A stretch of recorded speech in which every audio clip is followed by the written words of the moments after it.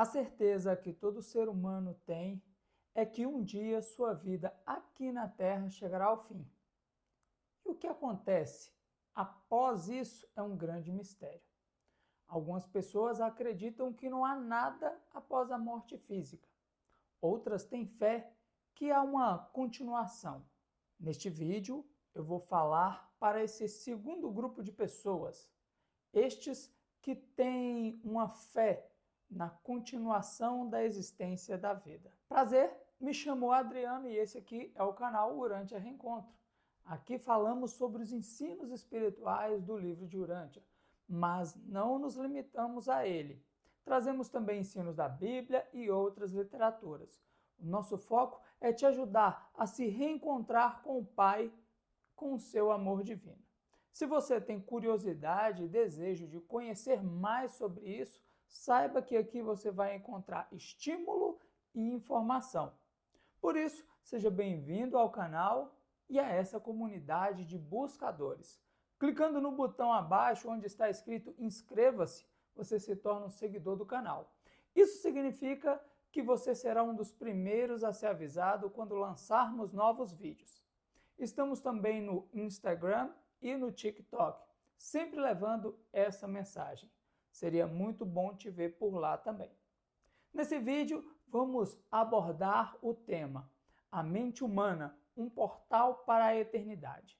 Meu intuito com esse vídeo é trazer textos do livro de Urântia e da Bíblia que apontam, sustentam e explicam essa afirmação. Então, sem mais demora, vamos ao conteúdo. O apóstolo Paulo, em Romanos 12, nos versos de 1 a 3, fala sobre o culto racional. Vejamos o que ele escreveu. Abre aspas. Suplico-vos, pois, irmãos, pelas misericórdias de Deus, que apresenteis os vossos corpos em sacrifício vivo, santo e agradável a Deus, que é o vosso culto racional. E não tomem a forma deste mundo, mas sede transformados pela renovação da vossa mente, para que experimenteis qual é a boa, agradável e perfeita vontade de Deus. Aqui vemos o apóstolo falando a respeito de uma transformação íntima que acontece pela renovação da mente, com o intuito de conhecer e experimentar a vontade boa, perfeita e agradável de Deus. Muito antes de Jesus chegar ao nosso mundo, os homens sábios e os profetas de outrora exaltaram a importância da busca por conhecimento e instrução. Salomão, logo no primeiro capítulo do livro de Provérbios, diz, abre aspas, o temor do Senhor é o princípio do conhecimento, mas os loucos desprezam a sabedoria e a instrução. Oséias, um dos 11 profetas menores da Bíblia, em sua profecia diz que, abre aspas, o meu povo é destruído por falta de conhecimento. Porque tu rejeitaste o conhecimento, também eu te rejeitarei, para que não sejas sacerdote diante de mim. Visto que te esqueceste da lei do teu Deus, também eu me esquecerei dos teus filhos. O conhecimento e a sabedoria funcionam como uma lanterna para iluminar os nossos passos e nos livrar de tropeços. Veja o que diz o salmista, abre aspas, tua palavra é lâmpada para os meus pés e luz para o meu caminho. Salmo 119, 105. E Jesus glorificou e elevou ainda mais a importância única do conhecimento quando ele disse, abre aspas, e esta é a vida eterna, que eles te conheçam, o único Deus verdadeiro, e Jesus Cristo, a quem enviaste. João 17, 3. E ainda nos mostrou a fonte desse conhecimento quando disse, abre aspas, examinai as Escrituras porque pensais ter nelas a vida eterna, e são elas que testificam de mim. Fecha aspas. João 5, 39. Podemos então perceber a tamanha importância dada ao conhecimento. E esse conhecimento acontece onde? Na arena da mente. Vejamos agora o que o livro de Urântia diz sobre a mente humana e como ela pode ser um portal para a eternidade. Vamos escutar com bastante atenção esses trechos do livro que estão logo na sua introdução.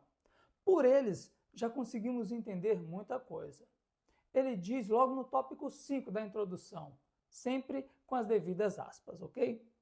O Pai Universal é o segredo, tanto da realidade da personalidade, quanto da outorga e o destino da personalidade. O Filho Eterno é a personalidade absoluta, é o segredo da energia espiritual, dos espíritos moronciais e dos espíritos perfeccionados. O agente conjunto, que é o Espírito de Deus, é a personalidade mente-espírito, a fonte da inteligência, da razão e da mente universal.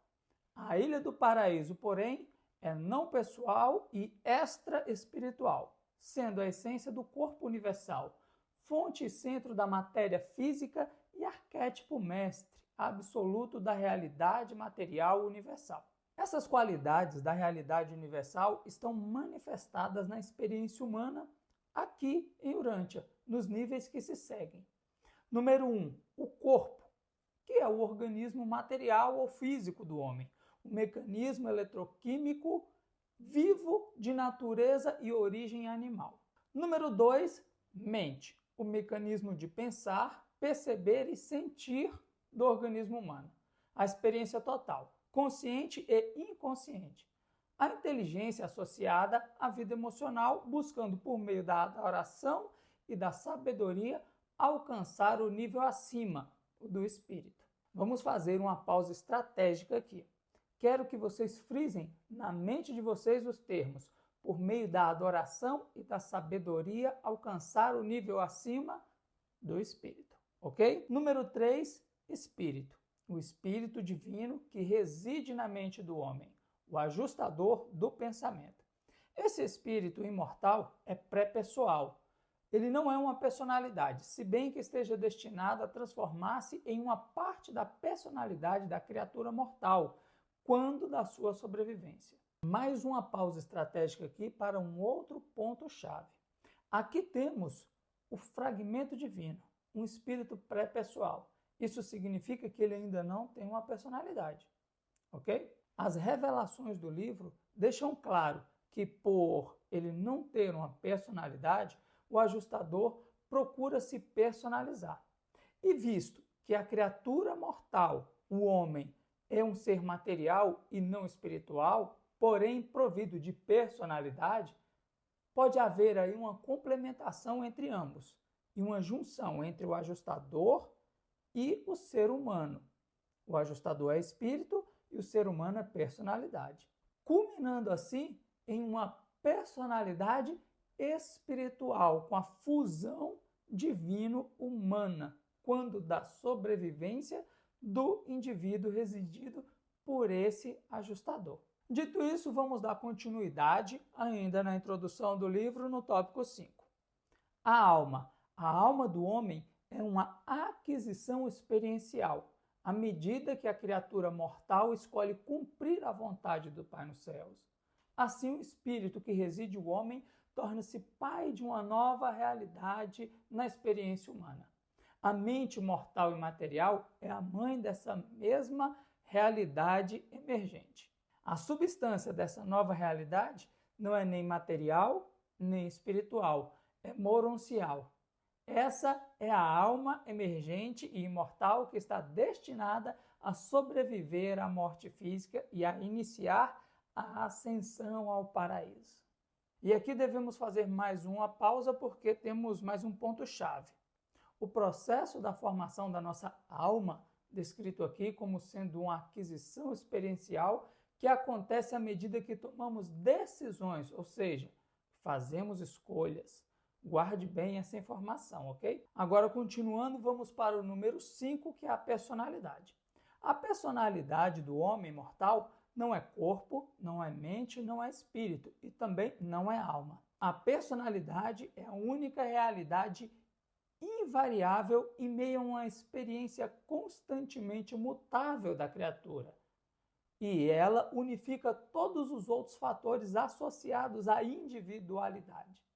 A personalidade é o único dom que o Pai Universal confere às energias vivas e associadas da matéria, mente e espírito, e que sobrevive junto com a sobrevivência da alma moroncial. Morôncia é um termo que designa um vasto nível que se interpola entre o material e o espiritual. Pode designar realidades pessoais ou impessoais, energias vivas ou não viventes. Os elos do tecido moroncial são espirituais e a sua trama é física. Bom, por esses trechos já podemos ter uma ideia clara de como acontece o processo de eternização, de espiritualização do homem mortal. Mas os trechos seguintes explicam isso de forma ainda mais clara. Vejamos o que diz no documento 111, que versa sobre a sobrevivência da personalidade humana. Documento 111.1 com as devidas aspas. A mente material é a arena dentro da qual as personalidades humanas vivem, são autoconscientes, tomam decisões e escolhem a Deus ou abandonam-no, eternizam-se ou destroem a si próprias. A evolução material proveu-vos com uma máquina de vida, o vosso corpo.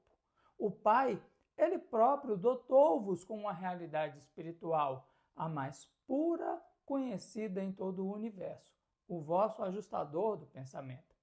No entanto, nas vossas mãos foi-vos dada uma mente sujeita às vossas próprias decisões, e é por meio dessa mente que vós viveis ou morreis. É dentro dessa mente e com essa mente que vós tomais as decisões morais que vos capacitam a alcançar a semelhança com o ajustador, que é a semelhança com Deus.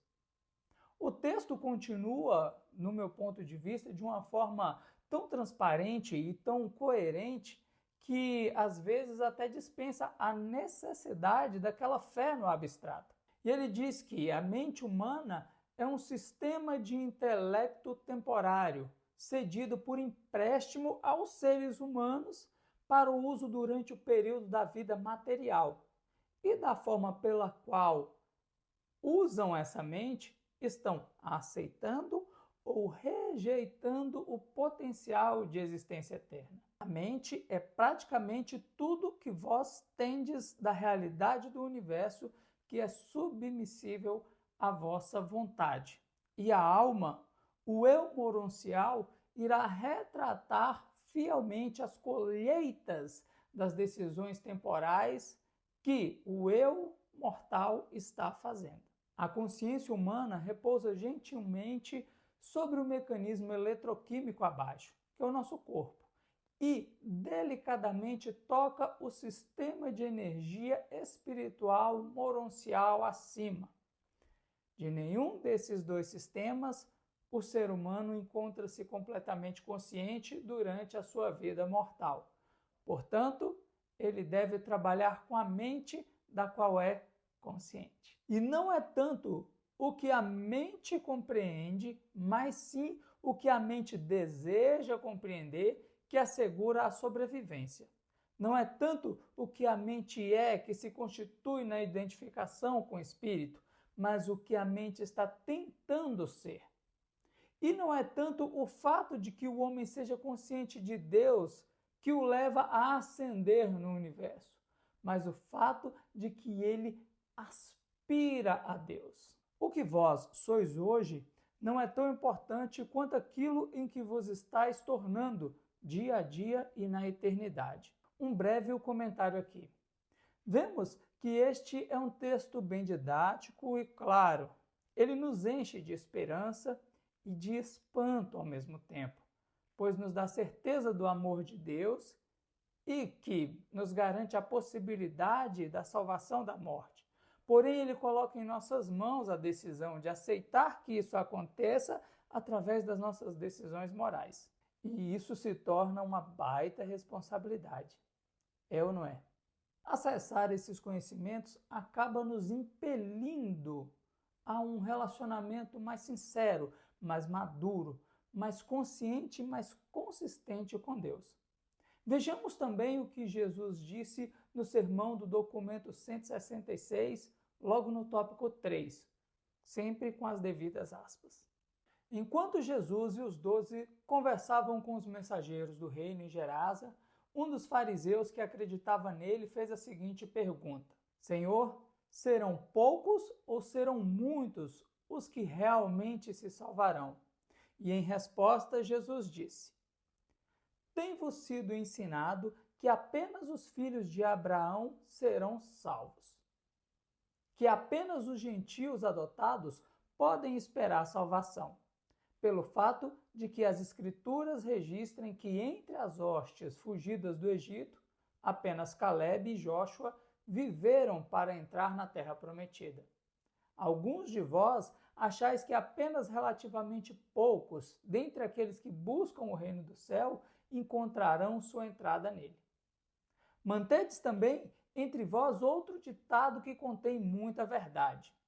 O caminho que conduz à vida eterna é reto e estreito, e a porta que leva para lá também é estreita, e desse modo aqueles que buscam a salvação, poucos podem encontrar a entrada por essa porta. Vós também tendes o ensinamento de que o caminho que leva à destruição é aberto, e que a entrada que se abre para ele sendo ampla, muitos são os que escolhem ir por tal caminho. Esse provérbio não é desprovido de significado, mas eu declaro que a salvação é uma questão decidida muito mais pela vossa escolha própria e pessoal. Mesmo a porta do caminho da vida sendo estreita, ainda é suficientemente ampla para admitir todos os que buscam sinceramente entrar, pois eu sou essa porta.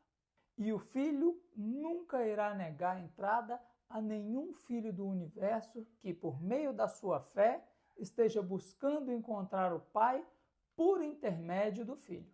Todavia, o perigo para todos aqueles que adiam a sua entrada no reino repousa aí, quando continuam a buscar os prazeres da imaturidade e a permitir-se as satisfações egoístas. Havendo recusado-se a entrar no reino como uma experiência espiritual, eles podem posteriormente buscar a entrada nele, quando a glória do melhor caminho tornar-se revelada na vida que virá. E por essa razão, aqueles que estiverem desdenhado do reino, enquanto eu estive aqui à semelhança da humanidade, quando buscarem encontrar uma entrada, por ter sido ela revelada à semelhança da divindade, então eu direi a todos esses egoístas: eu não sei de onde sois. Vós tivestes a vossa oportunidade de vos preparar para essa cidadania celeste, mas renegaste todas as ofertas de misericórdia.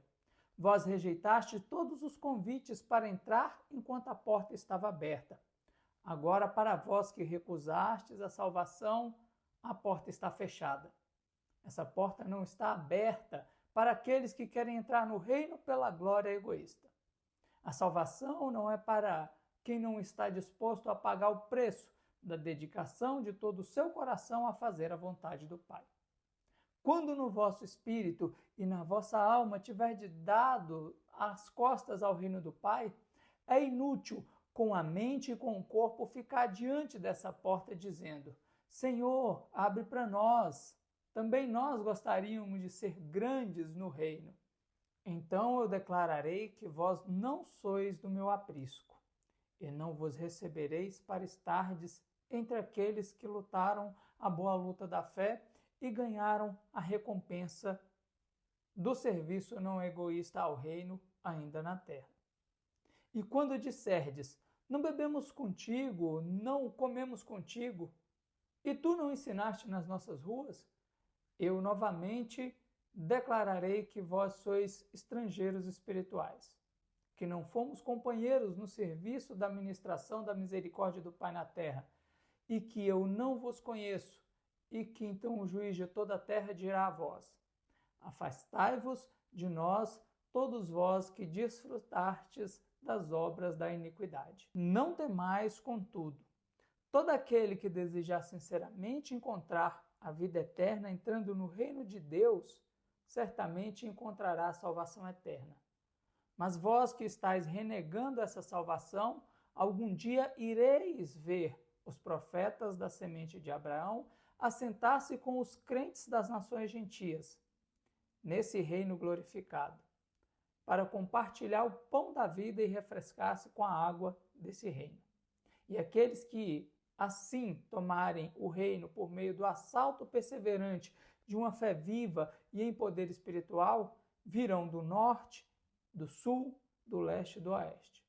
E atenção, muitos que são os primeiros serão os últimos, e aqueles que forem os últimos muitas vezes serão os primeiros.